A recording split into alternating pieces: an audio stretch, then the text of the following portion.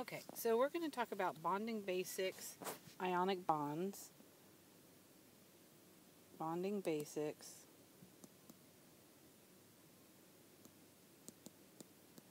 ionic bonds.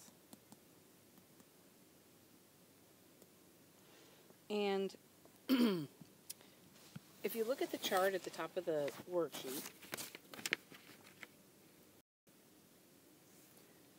okay, so we're going to talk about bonding basics, ionic bonds, the worksheet in your packet that we started today. And if we look at the chart, I just want to go over a couple of them. Let's look at beryllium. And it asks, what is the number of protons, the number of electrons, the number of valence electrons, and the oxidation number.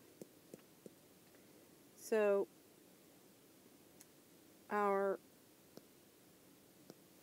number of protons for beryllium is 4 because on the periodic table its atomic number is 4. So the number of electrons that beryllium must have is also 4. The number of valence electrons, remember, that's going to be the same as the group number, and beryllium is in group 2, so it has 2 valence electrons. And so I want to explain what happens to the oxidation number. Remember, oxidation number is also charge. So if we have beryllium, and it has 2 valence electrons, remember, because of the octet rule, that an element to be stable wants to have either 0 or 8 valence electrons in its valence shell. Beryllium has 2. So what's going to happen? Well, this one is going to go away.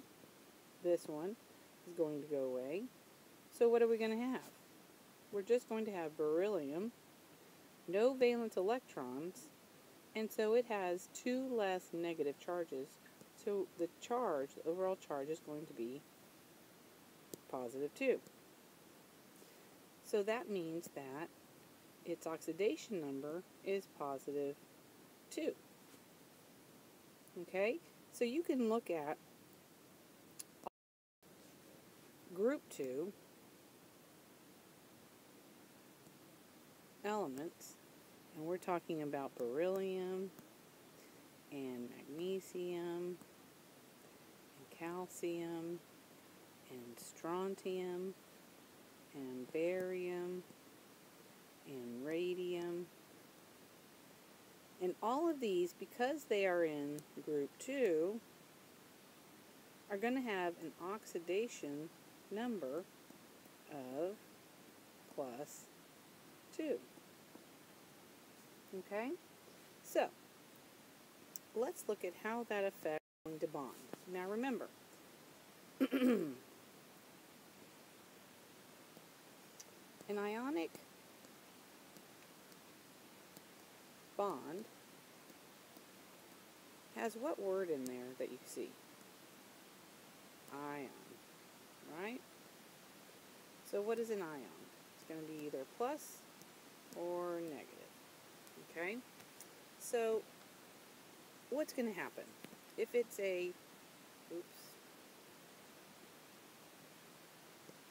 if it's a positive,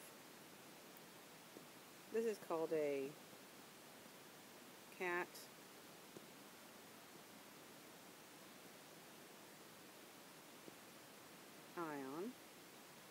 And if it's negative, it's called an anion.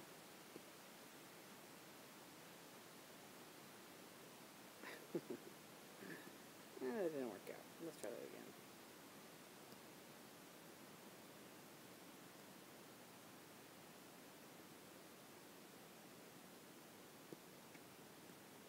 again. Anion. And this is for negative, right? And this is for positive. Alright. So, when we have a positive charge and a negative charge, what do they want to do? This one wants to come this way. This one wants to come this way. They're attracted to each other. So there is an attraction. So if we can make ions and we can get the attraction, then we can form a bond. And the bond is going to form a compound. So, some compounds.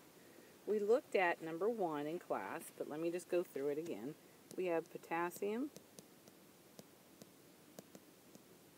and fluorine.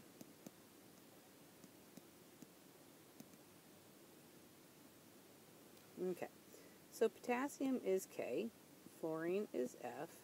So I want you to go ahead and put the valence electrons. We're going to do the Lewis structures, right?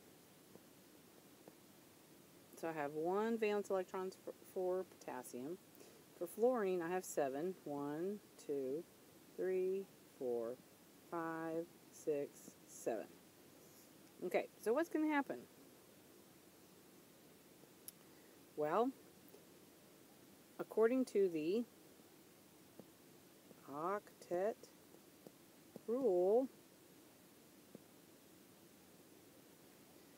potassium is closer to 0 than it is to 8, so this one is going to come over here, right?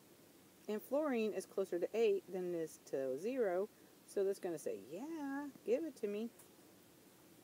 So what is it going to look like afterwards? So potassium is going to have no valence electron, so it's going to have a positive 1 charge. And fluorine is going to have not 7 electrons, but 8 electrons, and so it's going to have a negative 1 charge. Well, what do we have? We've got a cation and an anion, and they want to come together, don't they? So what's going to happen? Potassium plus 1 and fluorine, 1, 2, 3, 4, 5, 6, 7, 8, negative 1 want to come together, and so now what we do is we just write it as Kf, potassium fluoride. Okay, so writing and naming ionic bonds. We're going to do some more practice, but let's do this for right now. So I told you in class that this is very much like dating, okay? So the metal, this equals the boy. And the non-metal, well, that equals the girl. So who is always going to come first so he can open the door? The metal. The metal is always going to come first. Okay? The guy comes first so he can open the door. He's a gentleman, right? Okay? Then we're going to have the girl, fluorine. She comes after because she's letting him be the man and open the door. Okay? So this is the girl, and then this is the boy. Okay. So if metals are boys and non-metals are girls, that means that boys are going to lose electrons and girls are going to gain electrons. Well, I like to think of the electrons as things that you give on dates, like flowers or something like that. So